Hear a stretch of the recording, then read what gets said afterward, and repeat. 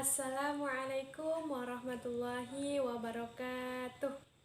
Perkenalkan, nama saya Salsabila Virginia Ubayita. Saya mahasiswi jurusan Bimbingan dan Penyuluhan Islam, Fakultas Dakwah dan Komunikasi UIN Wali Songo, Semarang. Baik, sebelumnya Bapak-bapak dan Ibu-ibu, terima kasih sudah berkenan untuk menerima kehadiran saya di sini. Untuk kali ini, di sini saya akan menyampaikan sedikit tentang pola makan bagi pasien HD.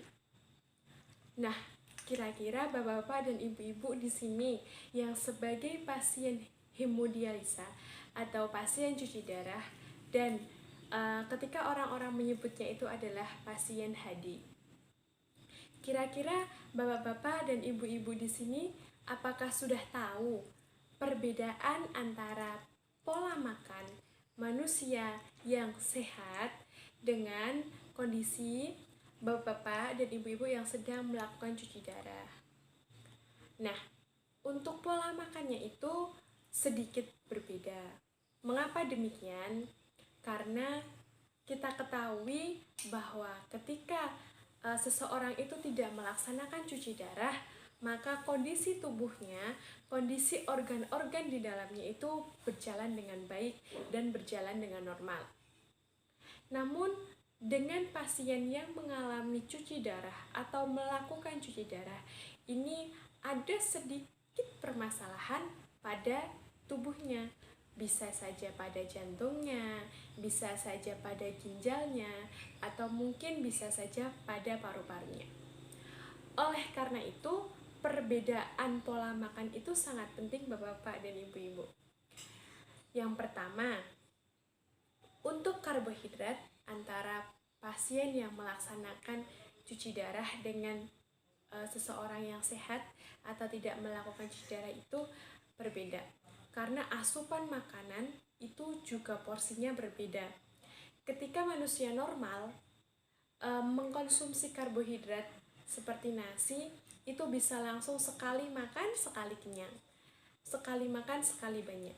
Nah, tapi berbeda dengan bapak-bapak dan ibu-ibu di sini. Pola makan bapak-bapak dan ibu-ibu di sini itu harus secara bertahap. Artinya, sedikit-sedikit tetapi sering. Kenapa hal itu dilakukan? Karena hal itu untuk mencegah penolakan pada tubuh. Karena pasien yang melakukan cuci darah itu adalah pasien yang rentan atau pasien yang sensitif kepada makanan yang terlalu banyak masuk kepada tubuh. Kemudian yang kedua, protein. Protein yang masuk kepada tubuh ini juga harus banyak. Karena hal itu sangat dibutuhkan dan digunakan sebagai pendukung serta pelengkap dari karbohidrat. Kan tidak mungkin ya Bapak-bapak dan Ibu-ibu karbohidrat ini berjalan sendiri. Pasti ada pendampingnya. Seperti protein ini bisa ada dua, protein hewani dan nabati. Hewani ini berasal dari daging-daging. Bisa daging ayam, daging sapi, daging kambing, ikan-ikanan.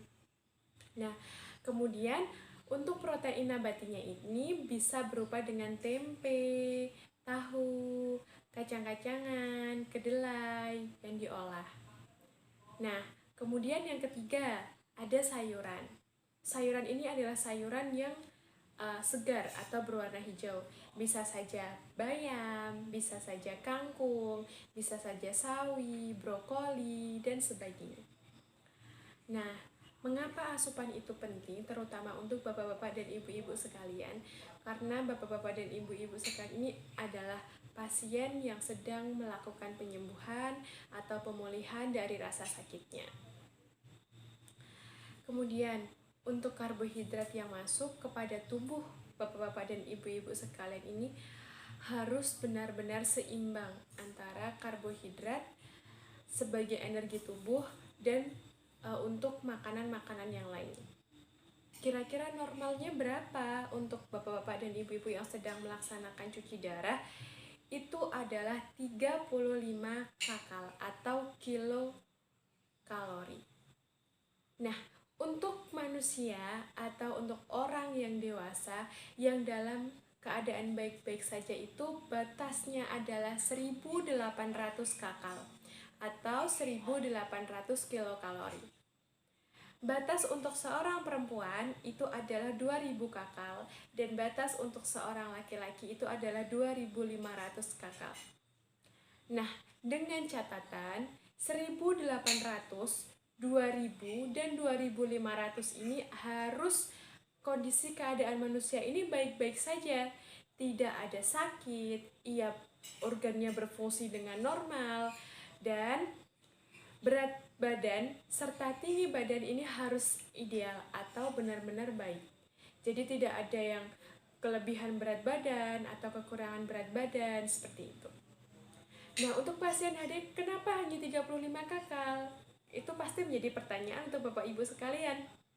Karena 35 kakal itu adalah untuk pasien atau orang-orang tertentu yang melaksanakan cuci darah. Karena tidak semua orang bisa mengkonsumsi sebanyak itu.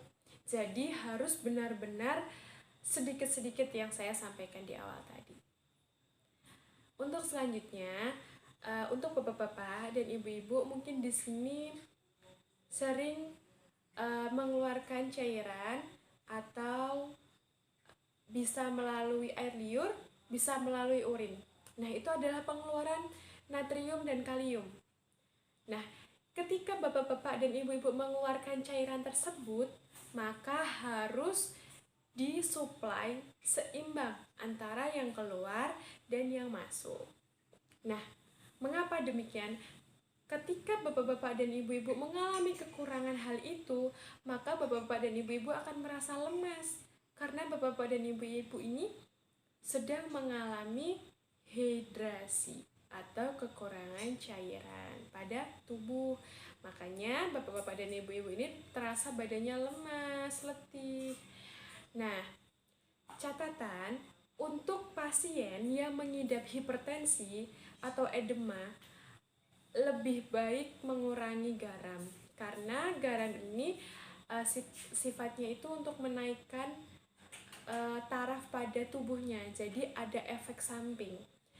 Gunakan garam sedikit karena ketika masak alangkah baiknya yang biasanya 1 sendok teh atau setengah sendok teh dikurangi untuk setengahnya atau seperempatnya biar lama-lama nanti itu berpola dengan baik. Kemudian yang keempat ada buah-buahan. Alangkah baiknya buah-buahan ini dikonsumsi sebelum makan atau setengah jam sebelum makan. Fungsinya untuk apa? Agar proses dalam tubuh bapak-bapak dan ibu-ibu sekalian ini berjalan dengan baik. Ketika buah ini dikonsumsi setelah makan, maka akan terjadi pembusukan atau tidak ada pengolahan yang baik pada organ-organ di dalam. Jadi ada tabrakan antara makanan yang masuk dan buah yang terakhir. Jadi buah itu alangkah baiknya di sebelum makan 30 menit agar tersaring dengan baik dan terolah dengan baik. Untuk selanjutnya adalah mengkonsumsi air mineral. Lebih baik itu adalah air putih karena air putih itu adalah air yang sehat untuk tubuh, dia tidak tercampur dengan bahan apapun, benar-benar air putih. Nah, ketika bapak-bapak dan ibu-ibu mengkonsumsi makanan itu diusahakan semuanya ada karena hal itu bisa membantu penyembuhan bapak-bapak dan ibu-ibu sekalian. Kemudian untuk bapak-bapak dan ibu-ibu yang sedang melaksanakan cuci darah, ketika sedang prosesnya di ruangan, alangkah baiknya juga bapak-bapak dan ibu-ibu ini sambil ngemil atau mengkonsumsi makanan.